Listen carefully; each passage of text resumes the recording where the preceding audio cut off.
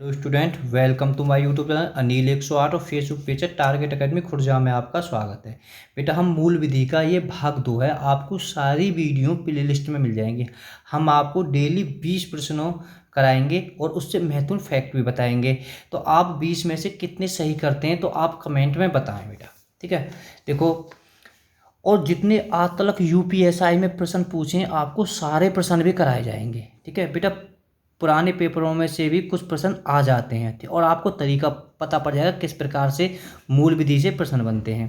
देखो, भारतीय दंड संहिता के किस अनुभाग में यह कहा गया है कि सजा की शर्तों के अंश में जीवन के लिए कारावास को 20 वर्ष के लिए कारावास के बराबर माना जाएगा। बेटा, मैंने कल भी इस फैक्ट के बारे में आपको बताया। तो कौन सी धारा है? धारा आपकी ए हो जाएगी, यानी ए आंसर इसका धारा 57। थोड़े से हम इसके फैक्ट जान लेते हैं बेटा। देखो बेटा, धारा 57, ठीक है, धारा 57 है का भारत के दंड की समय विधि की गणना करने में आजीवन कारावास को 20 वर्ष की कारावास तुल्य गिना जाएगा। बेटा, कहने का मतलब है किसी व्यक्ति को अगर आजीवन की कारावास हुई है तो उसकी सजा कै वर्ष की होगी? 20 वर्ष की। देखो, धारा जो 57 है तो बेटा ये किस अध्याय में है? ये अध्याय 3 में। ठीक है, अध्याय 3 में है। कहाँ है? कुल मूलतः धाराएं कितनी है? तो मूलतः पूछी जाएगी तो 23 धाराएं हैं और वैसे इनकी संख्या कुल बेटा 25 है। देखो, वैसे धारा कहाँ से कहाँ तक है इसमें बेटा? 53 से 57 तक। और यहाँ से क्वेश्चन भी बनेगा, दंडों के विषय में किस अध्याय में वर्णन है? भाग 3 में, अध्याय 3 में, सॉरी। अगर ऐसे बने अध्याय 3 का वर्णन किसी में है तो दंडों के विषय में सारे ही दंड हैं इसमें। देखो, आप मैं बता दूं बेटा, दंड कितने प्रकार के होते हैं। देखो, दंड होते हैं 5 प्रकार के, अपराध होते हैं 4 प्रकार के, कानून है 2 प्रकार के। आप अपराध पूछी जावे, अपराध का आशय, सब अपराध से संबंधित 4 याद कर लो। दंड कितने हैं? 5 हैं। 5 दंड भी याद कर लो कौन कौन से हैं। एक तो मृत्यु होता है, एक आजीवन कारावास होता है। आजीवन कारावास भी 2 प्रकार के, फिलहाल तो मृत्यु, आजीवन, और तीसरा कारावास, चौथा संपत्ति का अपहरण, यानी सरकार उसकी संपत्ति को अपने पास में रख लेती है, एक आर्थिक जुर्माना। इसे भी आप जानते होंगे। ठीक है, देखो बेटा, ये भी बहुत टॉप का प्रश्न है। ये पिछली बार इससे एक प्रश्न पूछा हुआ था। तो धारा 67 में, मतलब ये कहने का मतलब है, अगर प्रश्न ऐसे बनेगा, किसी स्थिति में मतलब जुर्माना न दे पाए कोई व्यक्ति तो वह किस धारा में आता है? धारा 57 में। ठीक है, देखो, धारा 57 जैसे यदि ऐसे ही प्रश्न बन सकता है। देखो, किसी व्यक्ति पर 50 रुपये का जुर्माना लगा, कहने का मतलब 50 से कम, 40 रुपये का जुर्माना, 30 रुपये का जुर्माना है, 20 रुपये का जुर्माना लगा, तो उसे अगर वो किसी कारणवश नहीं दे पाया तो उसे कै माह की? 2 माह का कारावास होगा। ठीक है, अगर उस पर 60, 70, 80, 90 यानी 50 से ऊपर का जुर्माना लगेगा, 100 तक का, तो उसे कै वर्ष की कारावास होगा? उसे 4 माह का कारावास होगा बेटा। यदि जुर्माना 100 से अधिक, कितना भी 100 से अधिक कितना भी लग जाए तो उसे कै वर्ष का कारावास होगा? 6 वर्ष का कारावास। 10,000 का भी जुर्माना 6 वर्ष के लिए काटना पड़ेगा। ठीक है, तो आप थोड़ा सा याद कर लें। देखो बेटा, यहाँ से प्रश्न भी बनेगा, कई अपराधों से बने अपराध के लिए दंड की अवधि किस धारा में वर्णित है? धारा 71 में। ठीक है, तो मतलब कई दंड मिलाकर, तो ठीक है, तो 71 में। कहने का मतलब ये है इसका, चलो अब जब प्रश्न आएगा तब समझा देंगे बेटा। देखो, इससे भी थोड़ा सा याद कर लो। धारा 74 में, धारा 74 में कहा है एकांत परिरोध, यानी एकांत परिरोध का किस धारा में वर्णन है? धारा 74 में। बेटा, एकांत परिरोध का मतलब है अगर किसी को सजा हो गई, बिल्कुल उसे एकांत में 7 दिन तक अकेले में रखा जाएगा। ठीक है, तो थोड़ा सा आप इस फैक्ट पे भी याद करें और कमेंट में बिल्कुल ईमानदारी से बताएं कितने प्रश्न सही हैं। हम टोटल 20 कराएंगे, आपको 20-20 डेली कराएंगे। निम्नलिखित में से किस मामले में यह फैसला किया गया था कई आजीवन कारावास एक साथ चलेगी और एक की क्षमा दूसरे को प्रभावित नहीं करेगी? तो बेटा, किस मतलब मामले में चला था? ये मामला बहुत चर्चित था, मूथुराम लिगिम बनाव राज्य। ठीक है, तो आप इसे थोड़ा देखें, मूथुराम बनाव राज्य। तो बेटा व्याख्या देख लेते हैं।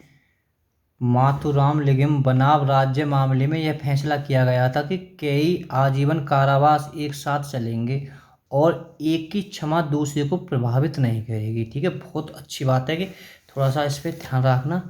देखो 23वां सवाल भी, भारतीय दंड संहिता की निम्न में से कौन सी धारा मृत्युदंड से संबंधित है?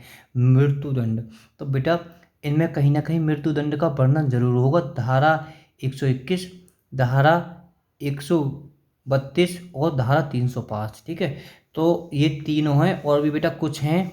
देखो 121 भी दंड से संबंधित है, 132 भी, 194, 195 के से बाद में भी क्या था, 302 के बारे में आप जानते होगे, 305, 307 के बारे में भी आप जानते हो, 364 और 396 के बारे में जानते हो। 96 ऐसा अगर हमने चोरी करी और चोरी के साथ में अगर किसकी मृत्यु हो गई तो बेटे 396, थोड़ा इन्हें याद कर लेना। 300 दंड मृत्युदंड, ठीक है, 121, 132, 194, 195 के, 302, 305, 307, 364 के और 396 मृत्यु से संबंधित हैं।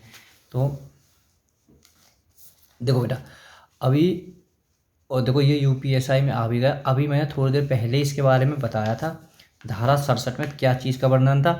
राम ने एक अपराध किया जिसके लिए सजा में सिर्फ 40 रुपये का जुर्माना था, लेकिन वह इस राशि को भुगतान नहीं कर सका। तो फिर आईपीसी की धारा 67 के अनुसार उसे भुगतान न करने के लिए अधिकतम कितने महीने कैद किया जा सकता है? मैंने कही जब भी 50 हो या 50 से कम हो तो बेटा तो उसे कितने तक होता है? उसे 2 माह की होती है। 50 से 100 के बीच में 3 माह की, और 6 महीना की क्या होती है? 100 से अधिक। चाहे तो आप एक बार व्याख्या पर इसकी नज़र घुमा सकते हैं बेटा, वैसे मैंने करा दी थी आपको ऊपर ही। देखो ये भी यूपीएसआई में बहुत बढ़िया, कितना ज़बरदस्त प्रश्न है बेटा। हम कह रहे हैं कि व्याख्या ना दिख जाए वैसे आप। बेटा इसमें पूछा है निम्नलिखित दंड संहिता के अनुसार निम्नलिखित निष्कर्ष में कौन सा सही है? बहुत अच्छा कहे, ठीक है, तो कौन सा सही है? अब पहले को देखते हैं।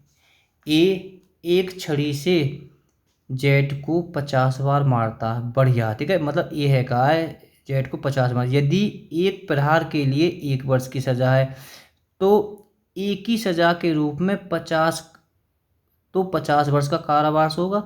बेटा गलत बात है, चाहे वो 1 बार मारे, अभी इसके या वो 50 बार मारे, सजा बराबर मिलेगी। ठीक है, चाहे 1 बार छड़ी से पीट ले, चाहे 25 बार छड़ी से मिल ले, तो ये तो बेटा गलत हो जाएगा। देखो ए जेड को मार रहा है, ठीक है, ए है का जेड को मार रहा है, कुछ भी नाम आ सकता है आपको, ठीक है, अनीता सुनीता को मार रही है, ए जेड को मार रहा है। बाई या में हस्तक्षेप करता है, कहते क्यों मार रहा हो तू यार, और ए जानबूझकर बाई को भी मारता है, वह गुस्साई वाने कहा बाई भी ठोक गया, ठीक है। ए जेड की सुपेक्षा से चोट पहुंचाने के लिए एक सजा के लिए, बस ध्यान रखना, ए है कहा है जेड को स्वेच्छा से चोट पहुंचाने के लिए एक सजा के लिए और बाई को मारने के लिए एक अन्य सजा के लिए उत्तरदायी है। ये बात कह रहा हो बेटा, क्योंकि पहले है कहा है कई ए है, मतलब मैं कह रहा हूँ अनीता मान लेते, अनीता का ही सुनीता मार रही, ठीक है, बीच में नेहा आ गई तो ए है कहा नेहा मारने लगी, तो अब की सजा दोनों के लिए होगी या एक के लिए उत्तरदायी है? तो बेटा ये करो एक अन्य के लिए सजा उत्तरदायी है। हाँ बेटा ये सही बात है आपको, तो ये कथन सही हो जाएगा। तो इससे क्या है, केवल निष्कर्ष सेकंड निकलता है। बात आप समझो।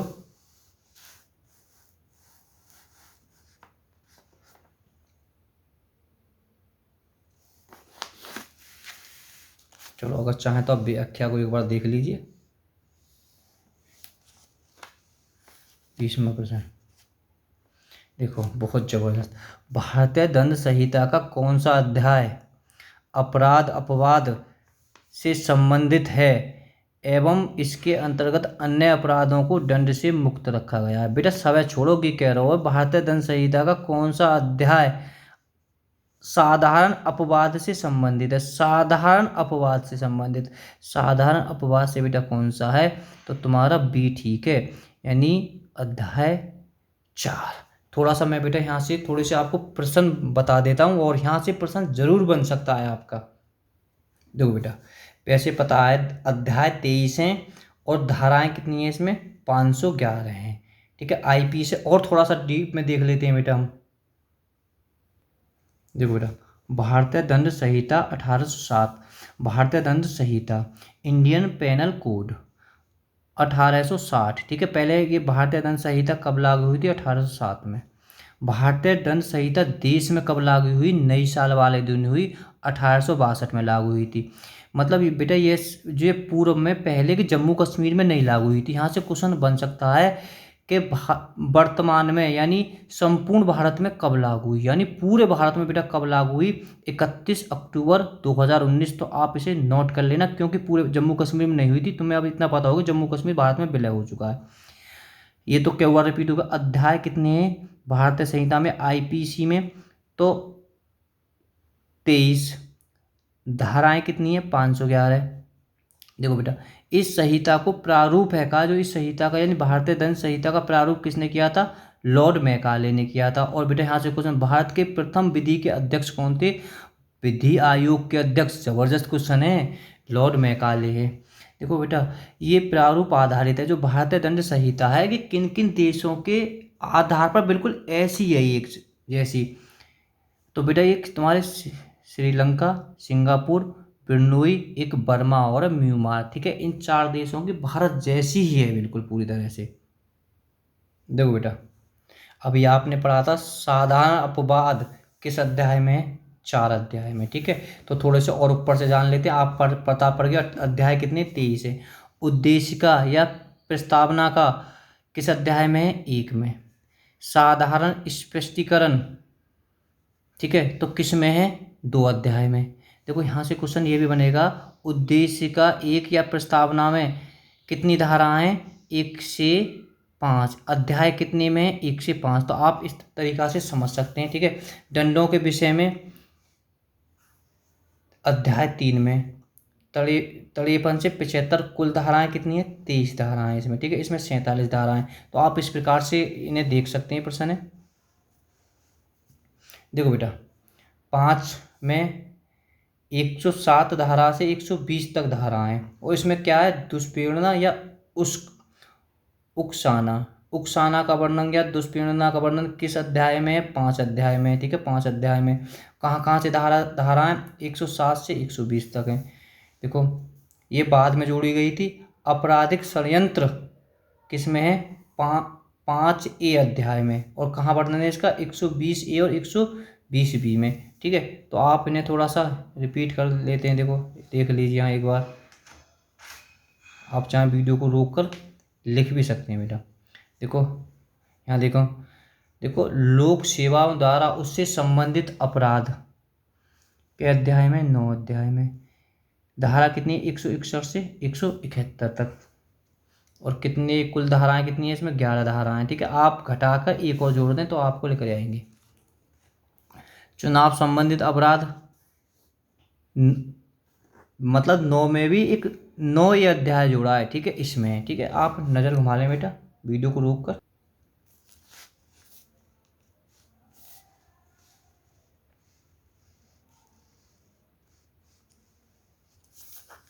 देखो लोक स्वास्थ्य की और सुरक्षा सुविधा 14 में है, ठीक है। और धारा के कहाँ से कहाँ तक है?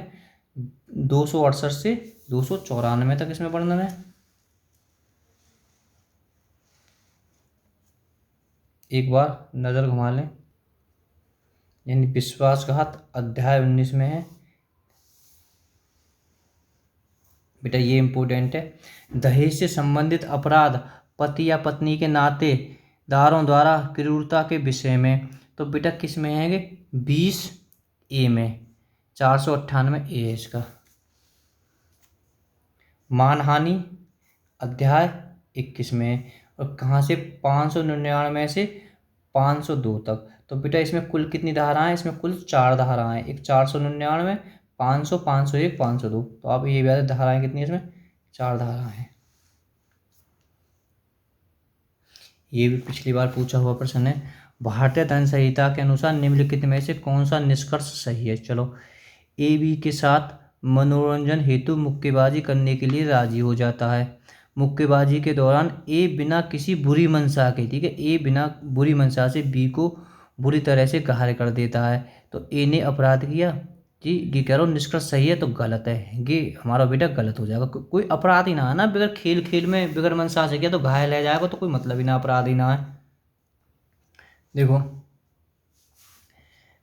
पी एक मादक पदार्थ में प्रभाव था, देखिए पी है का एक मादक, मादक ये दारू, नशे में, कुल मादक पदार्थ भी नशे से संबंधित कह दें, के प्रभाव में था। कौन था? पी था, जो उसने अपनी मर्जी से ली थी। चलो, उसके उस मादक पदार्थ के नशे में यह न समझकर कि उसके हाथों में क्या हो रहा है, पी ने क्यू की हत्या कर दी। जो पी एक मादक पदार्थ में था, इसने एक दूसरे आदमी की हत्या कर दी।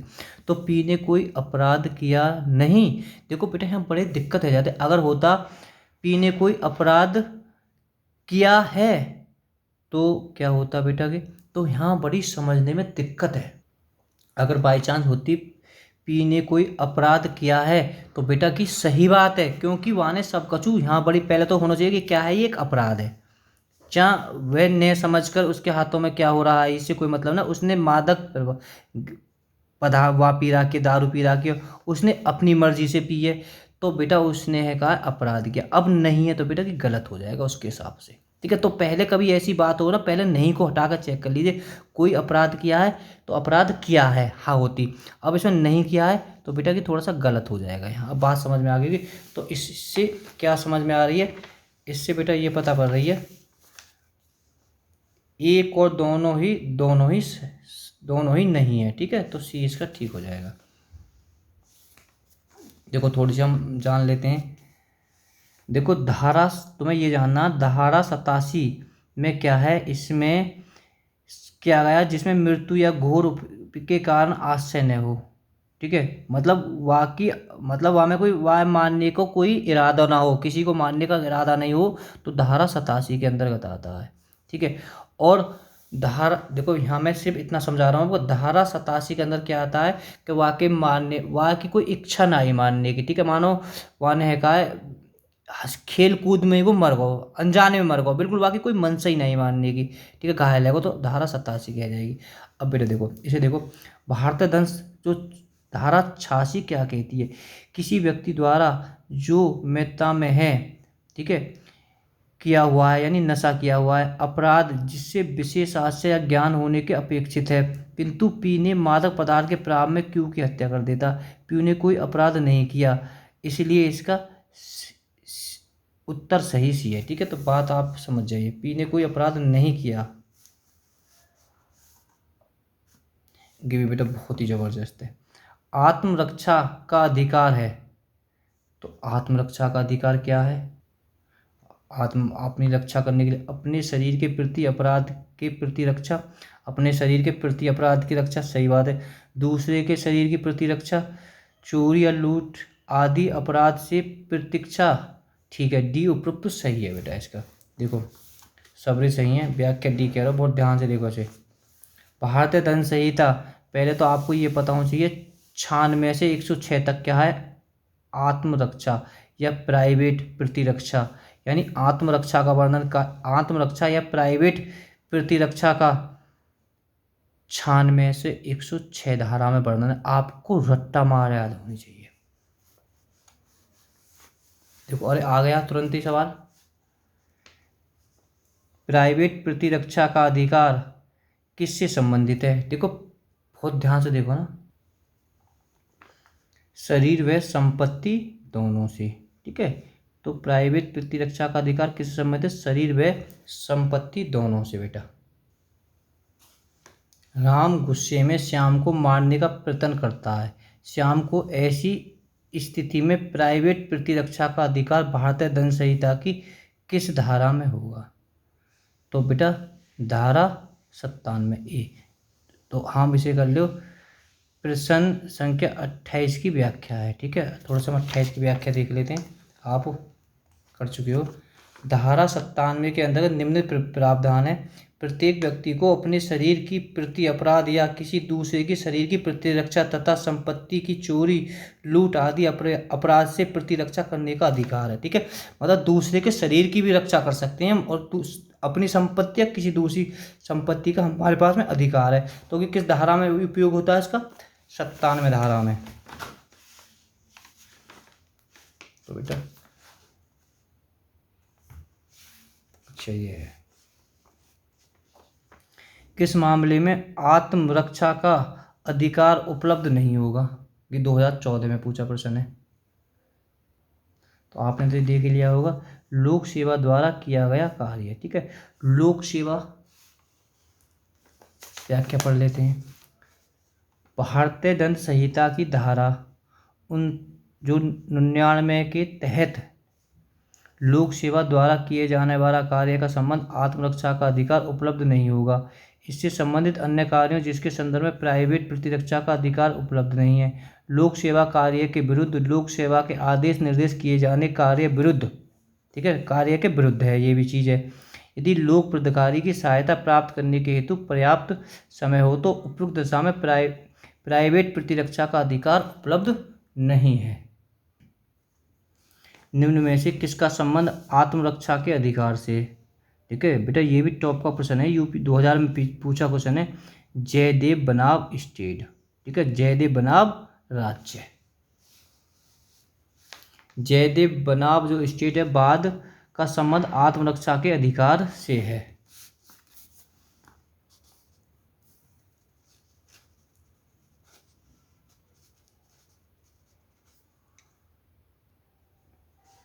भारतीय दंड संहिता के अनुसार निम्न में से कौन सा निष्कर्ष सही है? 6 वर्ष के बच्चे ए ने बहुत सारी मारधार की फिल्में देखी। एक दिन वह बच्चा बी को जोर से धक्का देता है जिसकी वजह से वह बच्चा बुरी तरह से घायल हो जाता है। ए ने कोई अपराध नहीं किया है। तो बेटा देखो, ये आपका अपराध नहीं किया है। अगर होता अपराध किया है तो बेटा ये आपका गलत हो जाता। ठीक है, तो उसने अपराध नहीं किया तो ये आपका सही आंसर है यहाँ से। क्यू ने पी को बिना बताए एक नशीला पदार्थ खिला दिया। क्यू ने पी को बिना बताए एक नशीला पदार्थ खिला दिया। उस नशीले पदार्थ के प्रभाव में यह ने जानते हुए उसके हाथों में क्या हो रहा है? पी ने आर की हत्या कर दी। पी ने कोई अपराध नहीं किया है। तो बेटा ये सही है तुम्हारा आपका। तो इससे क्या हो रहा है, इसके जो निष्कर्ष हैं एक और दोनों हैं। एक बार और पढ़ लेते हैं सवाल को बेटा, क्योंकि इसमें बच्चे बड़े फंसते हैं। देखो एक नॉर्मल चीज़ है, एक बात सोच सको तुम। 6 वर्ष के एक बच्चे ने ए को बहुत सारी मतलब 6 साल के एक बच्चे ए ने कुछ 6 साल को ए ने बहुत सारी मारधार की फिल्म देखी।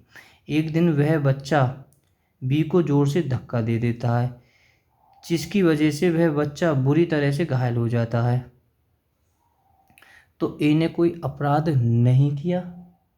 सही बात है, उसने कोई अपराध नहीं किया जी, नहीं किया, क्योंकि वो 6 साल का बच्चा है। ठीक है, तो 6 हाँ भी ने अपराध नहीं किया। हाँ ठीक है, नहीं किया जी, हाँ नहीं, तो सही है क्या आंसर? ठीक है, तो इसका सही हो जाएगा। और कहे तो अपराध किया है तो बेटा फिर गलत हो जाता, उसने उसका कोई अपराध नहीं है ये। क्यू ने पी को बिना बताए एक नशीला पदार्थ खिला दिया। क्यू ने है का पी को कह दिया। उस नशीले पदार्थ के प्रभाव में यह मतलब कह रहा हूँ, एक सवाल ध्यान। क्यू ने पी को बिना बताए एक नशीला पदार्थ खिला दिया। उस नशीले पदार्थ के प्रभाव में यह न जानते हुए उसके हाथों में क्या हो रहा है, और पी ने आर की हत्या कर दी। पी ने कोई अपराध नहीं किया, तो क्या होगा कि गलत है। ठीक है, तो ये क्या हो जाएगा, वैसे सही है। अगर पी ने कोई अपराध किया पी ने को, तो बेटा ये आपका ये भी सही हो जाएगा। तो इस प्रकार से ये दोनों ठीक हो जाएंगे।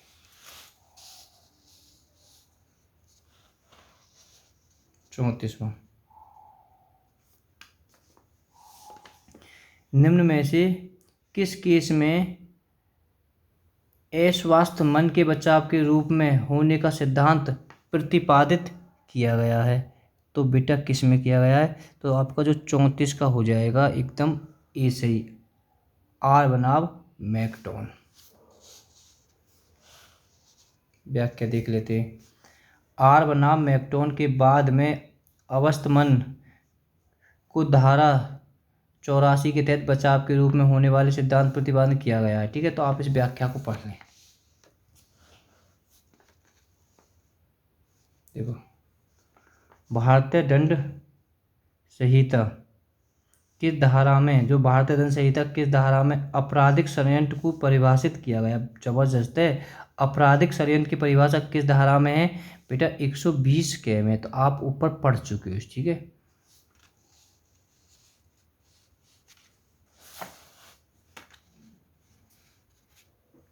निम्नलिखित में से कौन सा अपराध जिसकी तैयारी आईपीएस में है? ठीक है, निम्नलिखित में से कौन सा अपराध आईपीएस की दंडनीय है?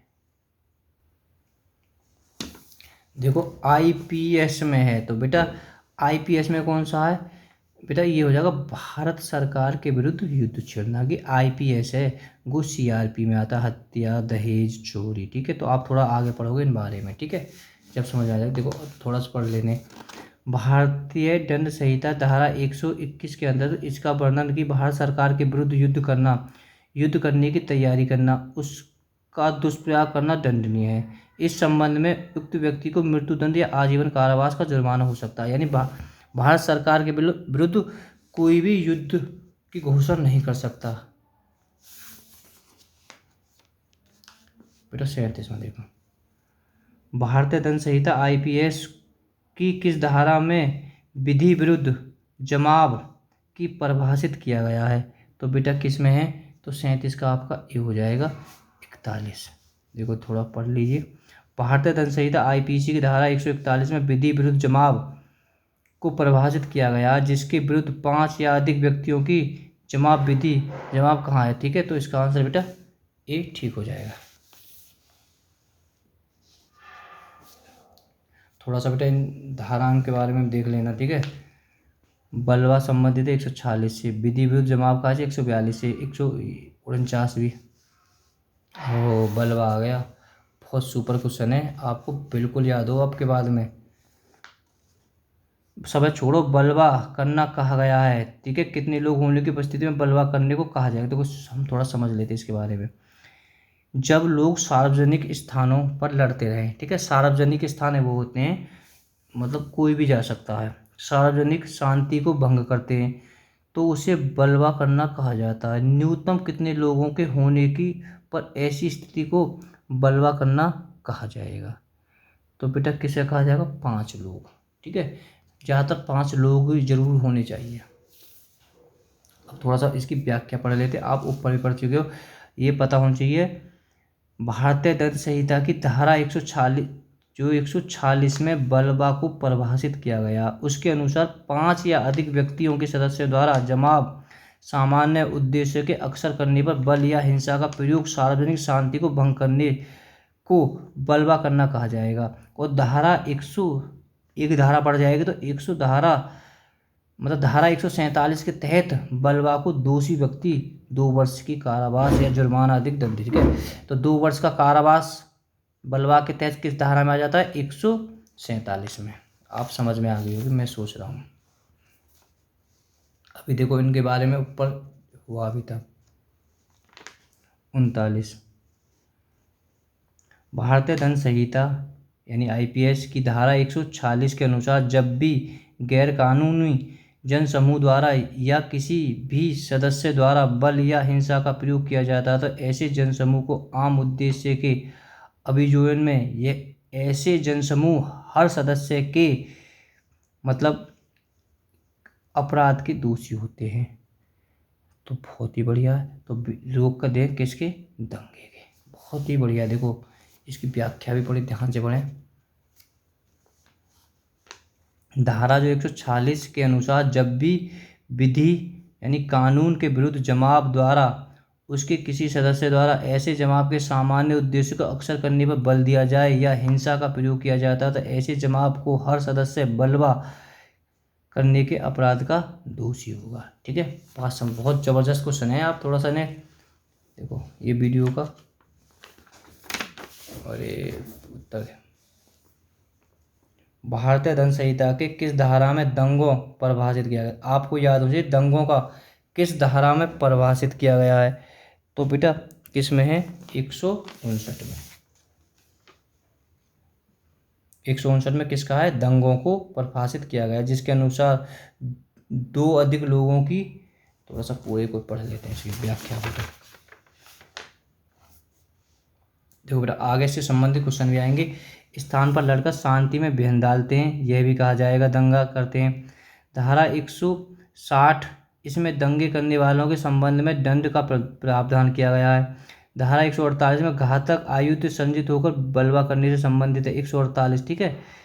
161 है भ्रष्टाचार निवारण अधिनियम 1988 में, यह संख्या 49 हो गई, निरस्त किया गया है, संख्या 49 द्वारा निरस्त किया गया है। वीडियो आपको कैसी लगी कमेंट में आप ज़रूर बताएं। Okay, bye bye. वीडियो को लाइक करें और चैनल को सब्सक्राइब जरूर करें।